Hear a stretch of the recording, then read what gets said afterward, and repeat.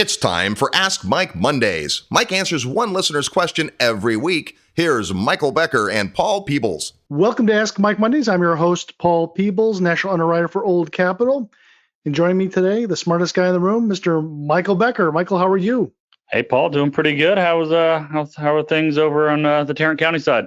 Well, Tarrant County is good, just as the Dallas side. If you're not from this area, we're in the Fort Worth area, and Michael's on the Dallas side.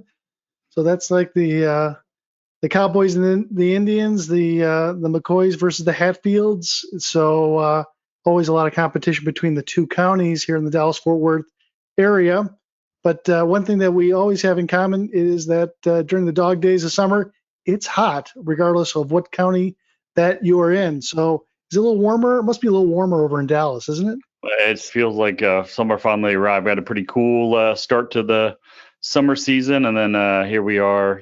August is here, and it's been 100 degrees for the last 8 or 10 days, and it looks like it's gonna be 100 degrees every day through August. So good time to go to Hawaii, which is what we're about to go do. So hope you enjoy it while I'm out of town.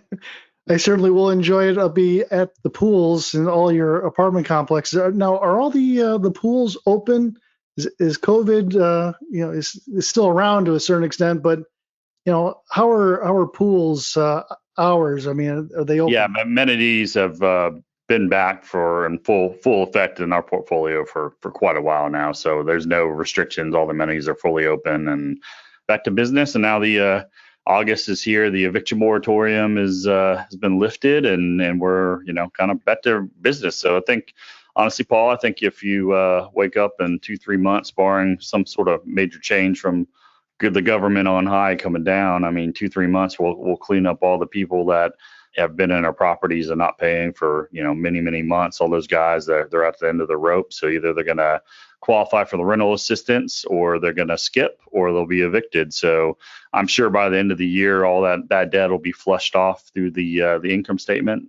So it's probably something you'll see on some of these deals here in the fall. A bunch of the people that have been living in the properties but not paying, when they finally move out, that's when the bad debt's booked. So you'll see that hit the income statements over the next several months, clean it out, and then we're back to normal in Texas, at least.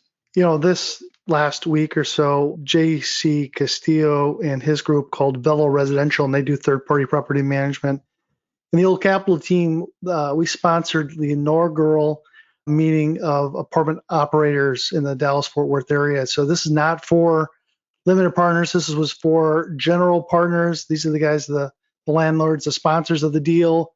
And they all came together. It was this one that was probably about 50 or 55 people that came in on a Wednesday, Thursday night and sat around for about 2 hours and talked a little bit about some of the trials and tribulations about what's going on in the labor markets, what's going on, evictions, what's going on with all the different things that affect multifamily.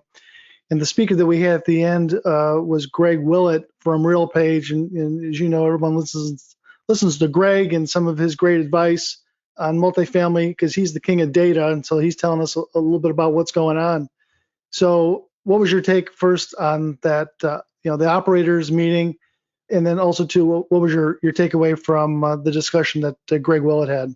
Yeah, no, I thought it was great. There's a bunch of people I knew and several I didn't know, so it was kind of good to get into the room. And there was 40 to 50 people in that room, so I thought it was a really good group. Everyone owned and were managers of a multifamily deals, so I thought it was a high quality room. So reach out to JC, I guess. I don't know if you have that contact, Paul, but if you guys are interested in joining, I thought it was a great room. We're doing another one here in a couple months. And then, Greg Willett, he just was reinforcing what we've been seeing and what we've been talking about on the podcast for a while. The market is absolutely white hot. It's pretty much nationwide with a couple of exceptions of like New York and the Bay Area really seeing continual negative growth year over year, but all the rest of the markets are absolutely on fire. Double-digit rent growth nationwide.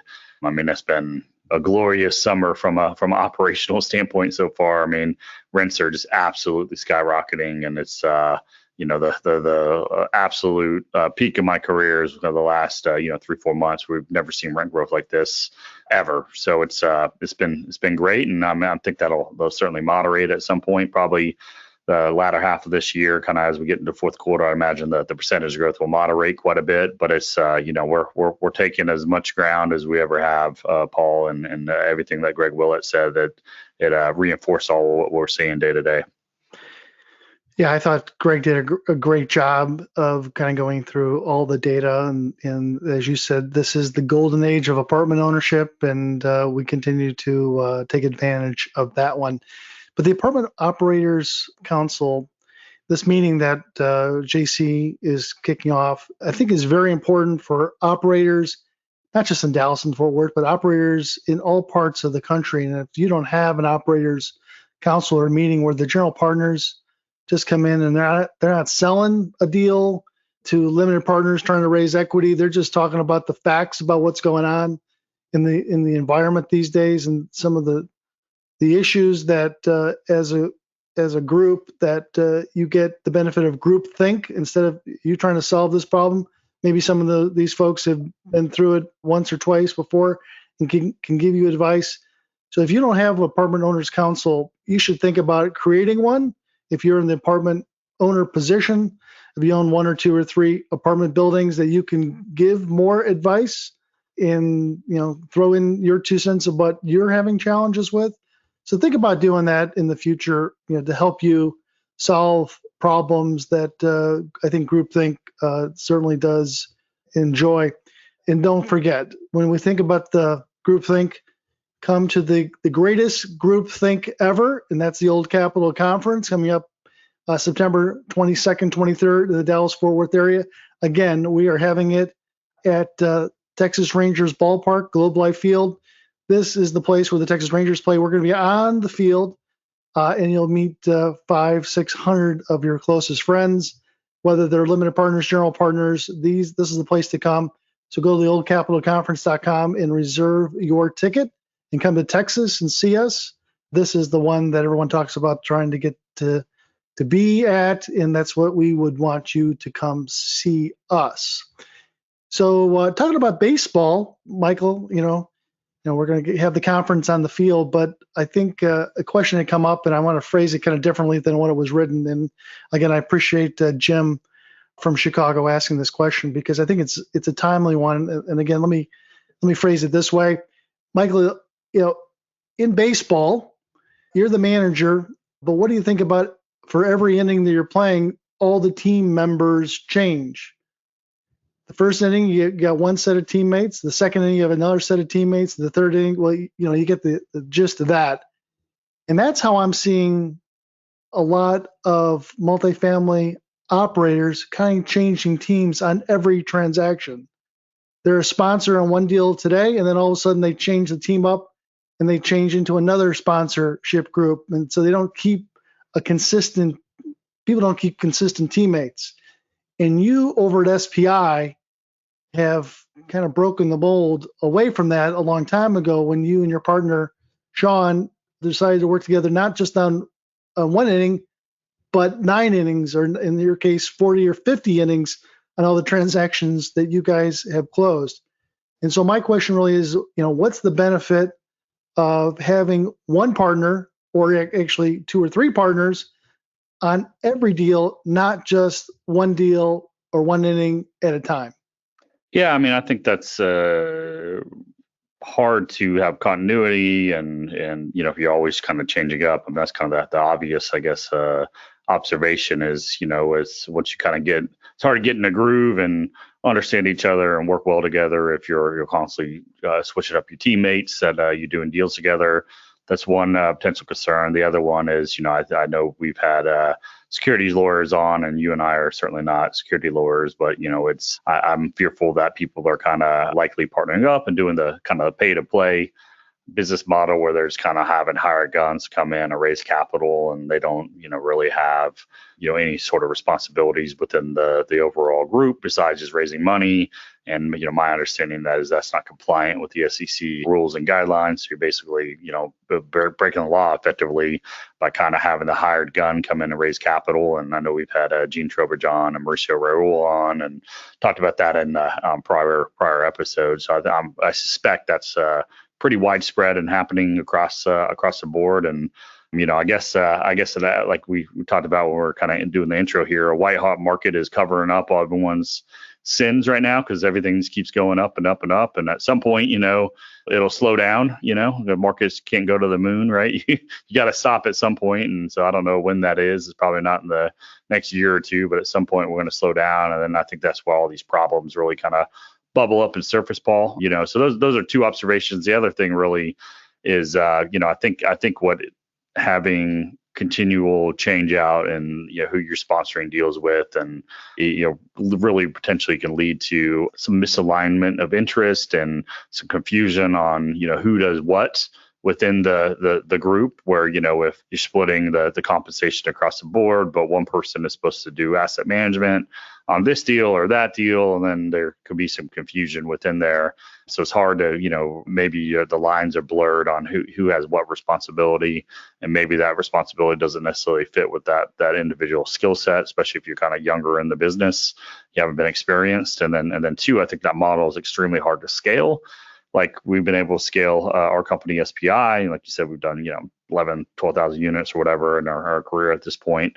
I was having lunch with a friend of mine who's kind of that process, doing kind of similar things that you're talking about, Paul. I have different partners and different things. And, he was having a hard time, trying to figure out how does he scale. So he's asking me for advice. So how do you do asset management, or how do you handle this or that with asset management? And I was like, well, I just talked to my asset manager, the guy I hired, and he does that for me, right? And I can go do something else. And he was asking the same thing about tax returns and, how do you process all the paperwork and raise money? And I have team members that have designated roles and responsibilities that have the primary responsibility to kind of do the day in day out grunt work, and I'm just kind of there to oversee and kind of manage the overall team. So I don't have day in and day out responsibility to set the rents on my properties or do the property tax protest. I'm just kind of there to oversee the employee that does that for me. So, and if you have different people, you can't really build an organization and a culture and then invest into employees and in office space and technology and all the things you need to invest in if you want to scale and really kind of grow the company. So I think that by the nature of kind of being, a little bit of a gypsy and just going around from person to person and not forming a team, I don't think you can really scale this business in a proper way. That's probably ultimately the biggest drawback if you're in this business to be a professional and try to scale up a little bit.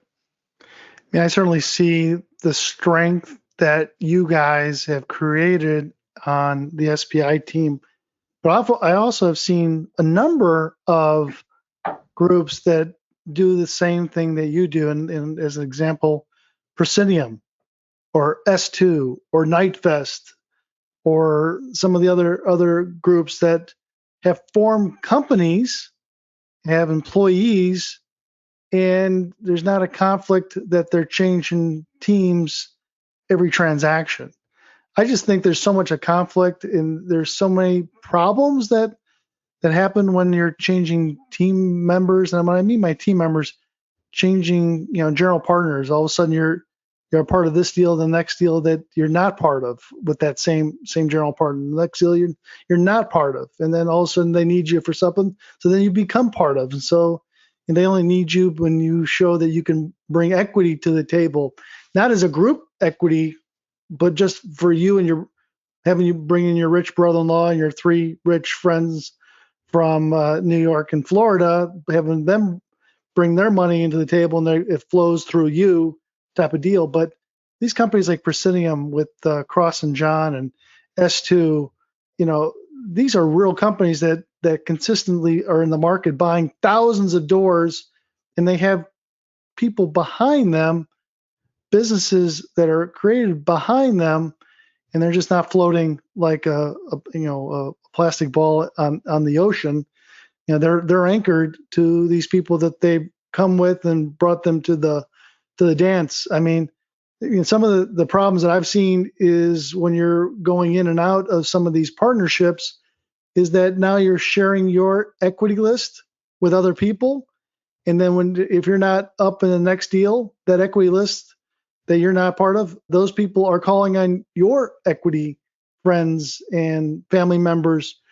And so I think that's a huge conflict, is that somebody else is creating this huge list by having you come into their deal. Then if you're not invited next time, they're still calling upon your Uncle Charlie who had brought the $200,000 to the table and you're not included in on that deal. So just be careful. Any additional words of wisdom, Michael? You and Sean just kind of define roles, because I think that's important for people to understand. But if you do the same thing, what's the use of that other person? Yeah, that's right. I mean, we have very clear lines of responsibilities and what we oversee. And then obviously every major decision we come together on buying or selling or refinancing. But yeah, we have very different but complementary skill sets. And that's really the type of partnership if you're going to get into the business. And, it's okay to kind of date around a little bit. But if you want to be serious about this business, at some point, you gotta get married and get form the company and really kind of scale, or go out on your own, and you got to hire all this stuff out. And like I was saying, I think that's the biggest issue, is really how do you scale if you're kind of little here, little there, and it's going to breed a lot of resentment where you're spending time on one of the other 15 projects that the co-sponsor over here isn't involved in, and then everyone's interests aren't aligned, and that can certainly breed a lot of conflict and resentment if you're spending all your time on the other 14 assets and not the one asset that partner is monetarily tied to you with. And that's really where I see those are the kind of the biggest detriments with it. And yeah, clearly if you're bringing capital investors in, you should probably have some sort of arrangement where non-solicitation of your list. If you don't do deals together, that would certainly be something that I think is probably pretty simple to implement. That you should have everyone sign a legal document that you're not going to solicit each other's investor list, or otherwise you like you said, Paul, you're going to give up control to your list, and then they start siphoning off the money and they don't need you anymore. So that's certainly a potential drawback of doing it. So all in all, I think it's a team sport. I think doing deals together are great. I think you just need to be a little more thoughtful and think through it. Like I think is probably what you're alluding to, Paul, is just be a little bit more thoughtful. And if you're looking to be serious in this business and not just do a transaction or two, but become a real professional company, I think partnering up and teaming up with a smart strategic person and forming a company and getting office and employees and technology and all that other stuff. I mean, I think that's really what the asset management fees are for, and that's probably the best use to really grow and scale in this business.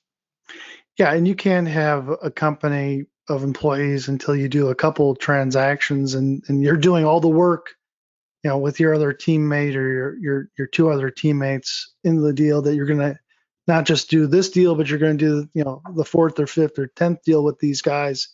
Then all of a sudden you have some scale, and then you can bring in, employees into the deal. But, my feeling is that the same as Michael is, that if you start to give your list away of equity providers, there's no reason for you to be involved in the next deal. And that's what happens. You get ejected and they're off to find somebody else in that transaction. But what I like about SPI is you can do what Sean does and Sean can do what you do, but there's things that you do that Sean doesn't like so much, and there's things that Sean does that you don't like so much. So, I mean, what I've seen is successful partnerships is that, the guy who's kind of the front face of the group, they're out raising money and finding deals. And the person that's behind the scenes, so to speak, they're a little bit more introverted, and they're going to be more of Excel oriented, of making sure that the deals actually work.